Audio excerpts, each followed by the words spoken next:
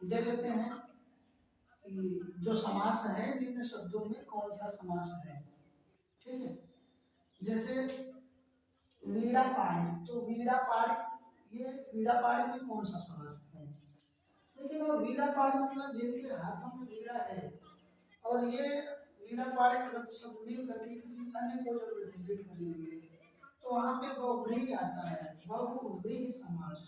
तो आपके ये 6 ऑप्शन एक साथ कर दिए हैं, बार बार ऑप्शन बनाने में क्या मतलब, आप जब भी इसे मेरे बोलने से पहले ही, है ना, कि ये शब्दों को जो है वीणा पाठ मैंने बोल दिया, तो आप तुरंत इसमें से मुझसे पहले ही यदि निकालना चाहें तो बता सकते हैं, और अपने को जज कर लीजिए, देखिए मुझे आ गया कि नहीं आ गया। तो यहाँ पर है वीणा पाठ, जो है वीणा पाठ में कौन सा समास है, तो वीणा पाठ में बहुव्रीहि समास है, बहुव्रीहि समास। ठीक है, और बहुव्रीहि समास क्या होता है, जब दो शब्द मिल करके जुड़ करके एक नया अर्थ निकाले तो वहां पर बहुव्रीहि समास होता है। नेक्स्ट है मनमाना। जो मनमाना शब्द है, यहाँ पर माना तो शब्द ठीक है, ये मन आ गया, तो यहाँ पर ये है अव्ययी भाव, अव्ययी भाव समास नहीं है, इसमें अव्यय आ गया। त्रिवेणी, त्रिवेणी मतलब होता है जहाँ पर तीन नदियों का संगम हो, उसे त्रिवेणी कहते हैं। अब त्रिवेणी मतलब त्रि माने तीन, और तीन जहाँ पे जब अंक आता था, जब जिसका प्रथम पद संख्या होता था तो वो होता था द्विगु, तो ये क्या है, द्विगु समास है। ठीक है, अब यहाँ पर देशांतर है। ठीक है, तो जो देशांतर है, देशांतर में कौन सा समास है ना, कर्मधारय समास है, कर्मधारय समास देशांतर में। गोबर गणेश, तो गोबर गणेश में कौन सा समास है, तत्पुरुष समास है। इस तरह से है। बखूबी, देखिएगा जो खूबी शब्द है ये तो ठीक है, खूबी, अब ब लग गया, अव्यय, ये अव्यय है जो, तो यहाँ पर अव्यय भाव है, ये अव्यय भाव समास। परमेश्वर, परमेश्वर में कौन सा समास है, तो परम धन ईश्वर, परम क्या है, विशेषण, और ईश्वर क्या है, विशेष या संज्ञा। तो जब विशेषण प्लस विशेष से कभी होता था तो वो कौन सा शब्द होता था, कौन सा समास होता था, कर्मधारय, कर्मधारय, कर्मधारय समास में विशेषण प्लस विशेष से होता था। ठीक है, गौशाला, गाय के लिए शाला, गाय के लिए घर, अब के लिए किस में आता है, तत्पुरुष में आता है, तो ये कौन सा समास है, तत्पुरुष समास है।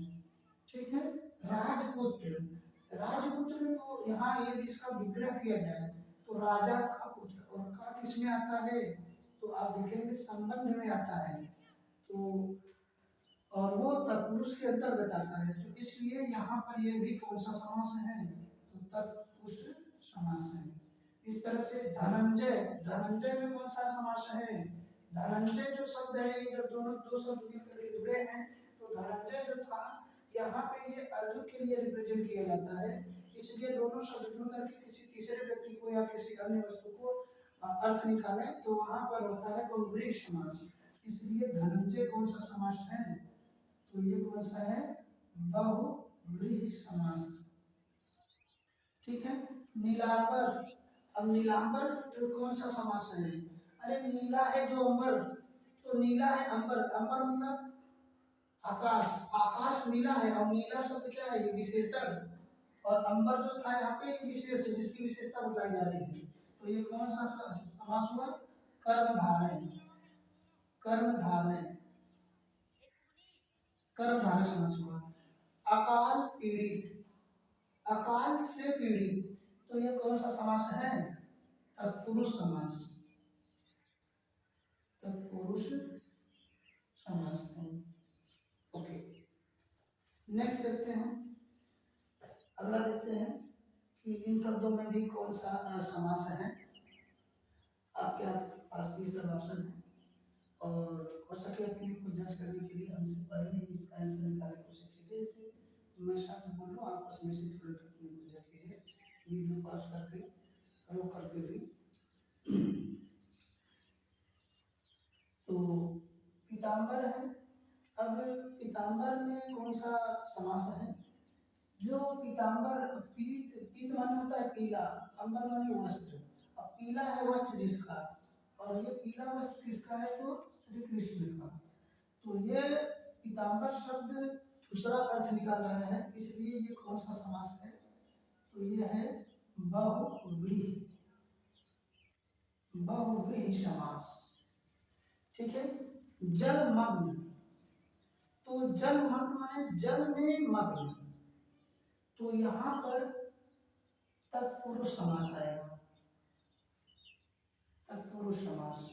धनुर्बाण, जब दोनों पदों की प्रधानता होती है तो वहां पे द्वंद्व आता है, और धनुर्बाण मतलब होता है धनुष भी और बाण भी। तो यहाँ पर इसका विग्रह जब किया जाएगा तो और या शब्द आना चाहिए, तो धनुष और बाण, तो ये कौन सा समास है? तो द्वंद्व समास है, द्वंद्व समास। नीलोत्पल, नीलोत्पल में कर्मधारय समास है, कर्मधारय, कर्मधारय समास है। नीलोत्पल में कर्मधारय समास है। यथा समय में, यथा क्या है? यथा शब्द जो है ना ये अव्यय है, तो यहाँ पे क्या हो जाएगा? अव्ययी भाव, अव्ययी भाव समास है। योगदान में कौन सा समास है? तो तत्पुरुष समास है, तत्पुरुष समास है। गंगा तट, गंगा तट माने गंगा का तट, तो यहाँ पर भी ये तत्पुरुष समास है। श्वेत पत्र, श्वेत मतलब सफेद, पत्र माने पत्र, तो विशेषता बता रहा है, तो विशेषण और विशेष से आपको याद होना चाहिए। जो ऐसा शब्द होता है तो वो कर्मधारय आता है। दसमुख, दस है मुख जिसका, तो यहाँ पर दसमुख, दस वैसे तो देखेंगे तो ये द्वीप जैसा लग रहा है, लेकिन दसमुख रावण के लिए यूज किया गया है, और इसलिए जो है ये कौन सा रहेगा? बहुव्रीहि, बहुव्रीहि समास है। धनहीन, धन से हीन, तो धनहीन में कौन सा समास है? तत्पुरुष समास है। समास से संबंधित कुछ प्रश्नों को देख लेते हैं। पहला प्रश्न है कि किस प्रकार के समास में दोनों पद प्रधान होते हैं? किस प्रकार के समास में दोनों पद प्रधान होते हैं? पहला ऑप्शन द्विग, फिर द्वंद्व, बहुव्रीहि और कर्मधारय। ठीक है। तो जब भी कोई ऐसा समास हो जिसके दोनों पद प्रधान हो तो वह द्वंद्व समास होता है। ठीक है। अगला सवाल है, किस प्रकार के समास में कोई भी पद प्रधान नहीं होता बल्कि कोई अन्य अर्थ निकलता है उसका? तो ऑप्शन है द्विगु, द्वंद्व, बहुव्रीहि और कर्मधारय। आंसर है, आंसर नंबर सी, बहुव्रीहि समास। ठीक है। नेक्स्ट क्वेश्चन देखते हैं, कौन से समास में उत्तर पद प्रधान होता है? उत्तर पद माने दूसरा पद, तो ऐसा कौन सा समास है जिसमें दूसरा पद प्रधान होता है, मुख्य होता है? अब इसमें चार ऑप्शन है, बहुव्रीहि, कर्मधारय, तत्पुरुष, अव्ययी भाव। तो ऑप्शन नंबर सी सही है, उत्तर पद तत्पुरुष में जो है मेन होता है, प्रधान होता है। नेक्स्ट क्वेश्चन देखते हैं, किस प्रकार के समास में प्रथम पद विशेषण व उत्तर पद माने बाद वाला पद विशेष या संज्ञा होती है? तो ये होता है कर्मधारय समास। कर्मधारय समास में पहला पद विशेषण और दूसरा विशेष या संज्ञा होती है। ठीक है। नेक्स्ट क्वेश्चन, वह समास जिसका पहला पद प्रधान होता है, ऐसा कौन सा समास है जिसका पहला पद प्रधान होता है? ऑप्शन है द्विगु, द्वंद्व, तत्पुरुष, अव्ययी भाव। तो ऑप्शन नंबर डी सही है, अव्ययी भाव समास का पहला पद जो होता है वो प्रधान होता है। ठीक है।